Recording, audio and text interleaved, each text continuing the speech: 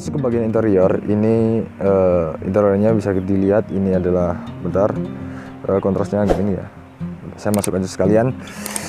Ini adalah warna hitam dipadu dengan warna coklat tua.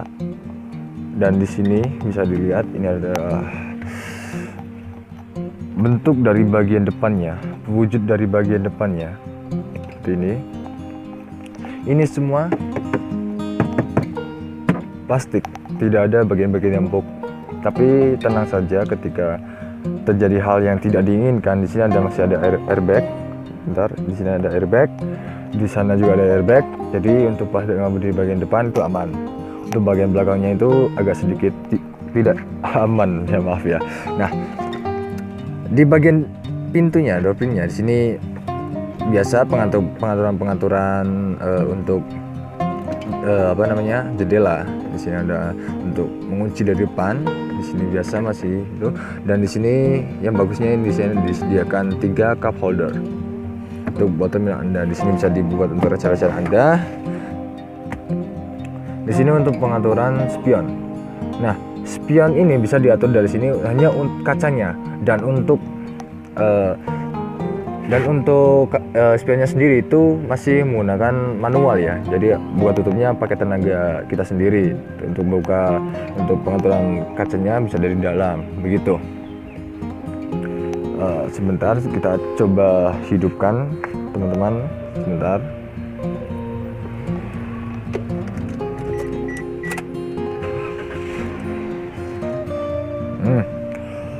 Untuk setirnya ini sudah fix ya, tidak bisa di ke ataskan lagi ataupun ke bawahkan lagi ataupun majukan, itu sudah tidak bisa karena ini sudah fix. Tapi untuk sebuah Toyota Calya, untuk saya pribadi mengendarai ini tuh ya lumayan lah. Tapi ketika bisa dimajukan sedikit lagi, kemungkinan itu menjadi posisi yang spesial buat saya. Di sini juga banyak sekali penyimpanan. Di sini ada penyimpanan. Nah, di bagian tengah ini kita bisa buat armrest. Tapi saya juga tidak mengerti kenapa di sini ada seperti jok seperti ini, tapi ini keras, bukan jok ya. Mungkin karena di sini personelnya dipindah ke sini, jadi ya tidak tahu ya di sini seperti apa. Di sini juga ada colokan. Di sini ada tempat penyimpanan lagi. Dan di bagian depannya ini, kalau kemarin kalian nonton video saya, di situ kemarin ada Suzuki Suzuki R3. Nah, Suzuki R3 kan minusnya kan tidak ada untuk pengaturan Bluetooth-nya, dan untuk Toyota Calya sendiri itu sudah ada Bluetooth.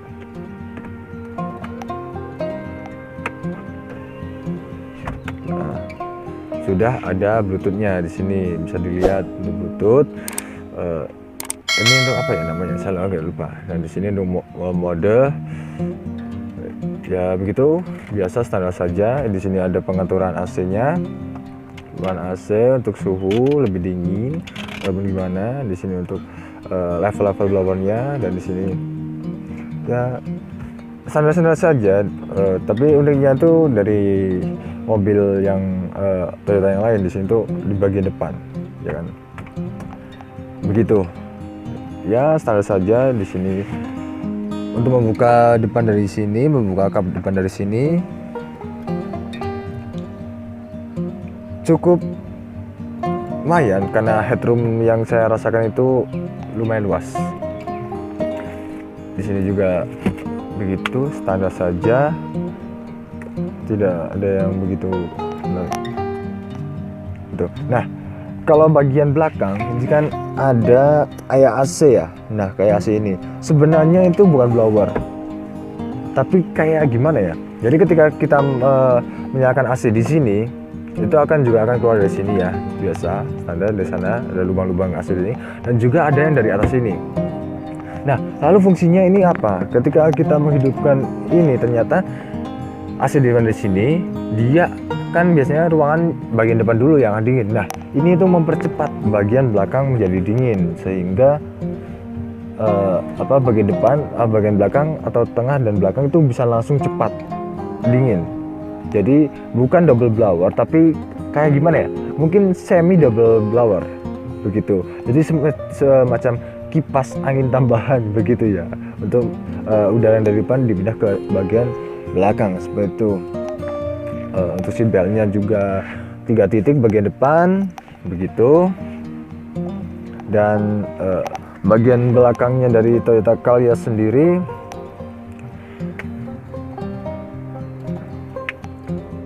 saya mencoba minta tolong pada teman saya untuk masuk di sini. Bisa dilihat itu headroomnya, bagian ke atas kepalanya terlihat lebar, mungkin bisa ada 1 jengkal, dan untuk kakinya sendiri itu lumayan menekuk, tapi itu masih bisa di belakang. Coba dibelakangkan, di belakang itu apa namanya, joknya. Nah itu masih bisa di belakang dan memiliki ruang tambahan, dan ketika di bawah kakinya itu juga bisa dimasukkan ke bawah dari jok pengemudi. Nah untuk bagian belakang sendiri karena masih banyak sekali barang-barang teman-teman saya, jadi mungkin tidak usah, tapi jelas headroom di bagian belakang tidak cukup luas untuk orang yang dengan tinggi 175 gitu.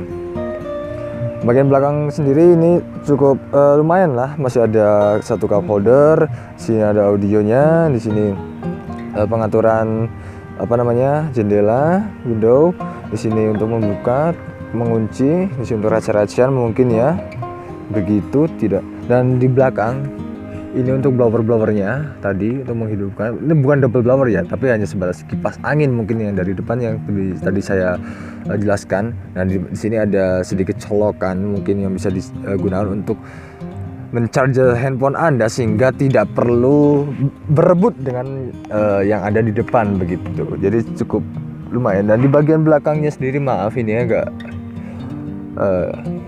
agak berantakan. Di sini ada 1, 2 cup holder, sehingga bagian belakang juga masih kebagian untuk cup holdernya, dan juga memiliki seat belt 3 titik. Jadi untuk bagian belakang pun masih terbilang aman ketika ada insiden yang tidak diinginkan. Ini blowernya, itu bagian belakangnya. Mungkin kita bisa dengarkan sedikit seperti apa sih audionya, ya kan? Nah, kita coba hidupkan audionya. Nah, teman saya sudah masuk ke depan, kita bisa menghidupkan audionya. Tapi sebelum menghidupkan audio, kita dengarkan dulu suara dari Sigra ini. Coba kita tancap gas.